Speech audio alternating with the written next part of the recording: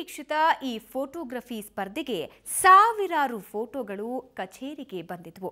ಇವುಗಳ ಆಯ್ಕೆ ಮಾತ್ರ ಕಷ್ಟಕರವಾಗಿತ್ತು. ಜ್ಯೂರಿಗಳಂತೂ ಫೋಟೋಗಳನ್ನ ನೋಡಿ ಬೆಚ್ಚಿ ಬೆರಗಾಗಿದ್ರು. ಅವರ ಆಯ್ಕೆಯೂ ಕಷ್ಟವಾಗಿತ್ತು. ಬನ್ನಿ ಹಾಗಾದ್ರೆ ಆ ಚಿತ್ರಗಳನ್ನ ಆಯ್ಕೆ ಮಾಡಿದ್ದು ಹೇಗೆ ಅಂತ ನೋಡ್ಕೊಂಡು ಬರೋಣ.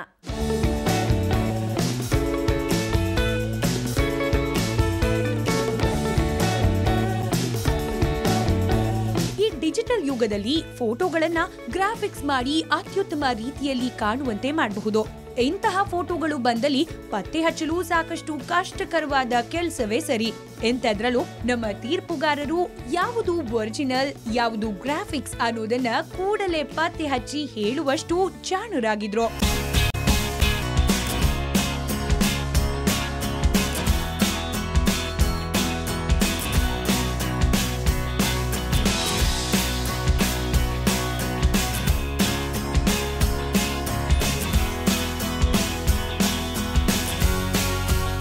ಜ್ಯೂರಿಗಳಾದ ಎಸ್ ತಿಪ್ಪೇಸ್ವಾಮಿ, ಟಿ ಕೆಂಪಣ್ಣ ಮತ್ತು ಎಚ್.ಬಿ. ಪ್ರವೀಣ್ ಕುಮಾರ್ ಸುವರ್ಣ ನ್ಯೂಸ್ ಕಚೇರಿಗೆ ಬಂದಿದ್ದ ಫೋಟೋಗಳನ್ನ ಆಯ್ಕೆಯ ಕೆಲಸ ಶುರು ಮಾಡಿದ್ರು.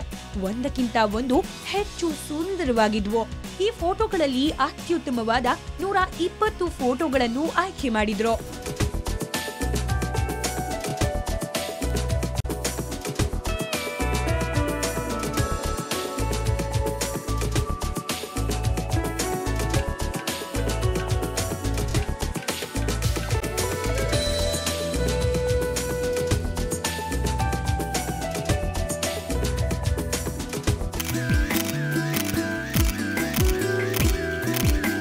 ಮೊದಲಿಗೆ 100 ಫೋಟೋಗಳನ್ನ ಆಯ್ಕೆ ಮಾಡಲಾಗಿತ್ತು.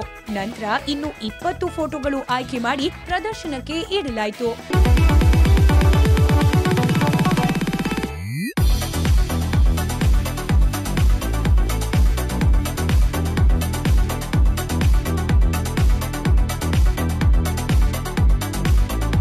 ಈ ಫೋಟೋಗಳನ್ನ 4 ವಿಭಾಗಗಳಲ್ಲಿ ಆಯ್ಕೆ ಮಾಡಲಾಯಿತು.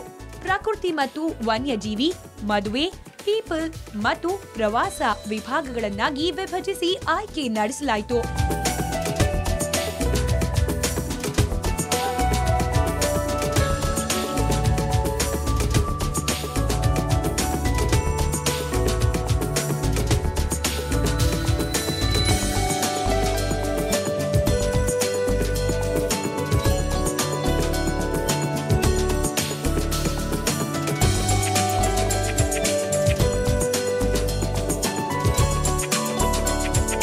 ಫೋಟೋಗಳ ಪ್ರದರ್ಶನಕ್ಕೂ ನೋಡುಗರು ಮೆಚ್ಚುಗೆ ವ್ಯಕ್ತಪಡಿಸಿದ್ರು. ಸಾವಿರಾರು ಸಂಖ್ಯೆಯಲ್ಲಿ ಜನ ಭೇಟಿ ನೀಡಿ ಪ್ರದರ್ಶಿಸಿದ ಫೋಟೋಗಳನ್ನ ನೋಡಿ ಖುಷಿ ಪಟ್ರು.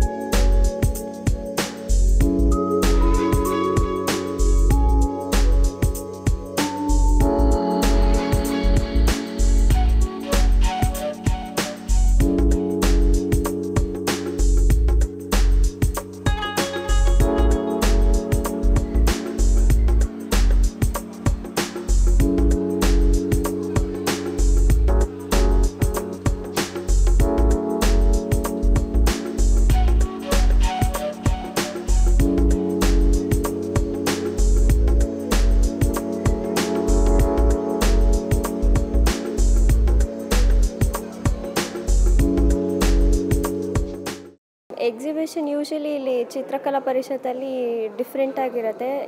ಎಲ್ಲ ಎಕ್ಸಿಬಿಷನ್ ಡಿಫ್ರೆಂಟ್ ಆಗಿರುತ್ತೆ. ಮತ್ತು ಇಲ್ಲಿ ಅವಾರ್ಡ್ ಫಂಕ್ಷನ್ ಅಂತ ಸುವರ್ಣ ನ್ಯೂಸ್ ಮತ್ತು ಕನ್ನಡಪ್ರಭ ಅವರು ಅರೇಂಜ್ ಮಾಡಿರೋ ತುಂಬಾ ಚೆನ್ನಾಗಿದೆ. ಆಮೇಲೆ ಎಲ್ಲ ಒಂದೊಂದು ಪಿಕ್ಚರೂ ಯುನೀಕ್ ಆಗಿದೆ, ತುಂಬ ಡಿಫ್ರೆಂಟ್ ಆಗಿದೆ. So it is very nice. ತುಂಬ ಇಷ್ಟ ಆಯಿತು ಪಿಕ್ಚರ್ಸ್ ಎಲ್ಲ. ತುಂಬ ಇಷ್ಟ ಆಗಿದೆ ಅಂದರೆ ಇದು ಅಂದರೆ ತುಂಬ ನ್ಯಾಚುರಲ್ ಆಗಿದೆ ಆ ಪಿಕ್ಚರು. ಹೊಗೆ ಅದೆಲ್ಲ ತುಂಬ ಚೆನ್ನಾಗಿ ಬಂದಿದೆ.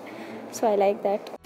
ಜೊತೆಗೆ ಪ್ರದರ್ಶನ ನೋಡಲು ಬಂದಿದ್ದ ಜನರು ತಮಗಿಷ್ಟವಾದ ಫೋಟೋಗಳ ಪಕ್ಕದಲ್ಲಿ ನಿಂತು ಫೋಟೋಗಳನ್ನ ತೆಗೆಸಿಕೊಂಡ್ರು.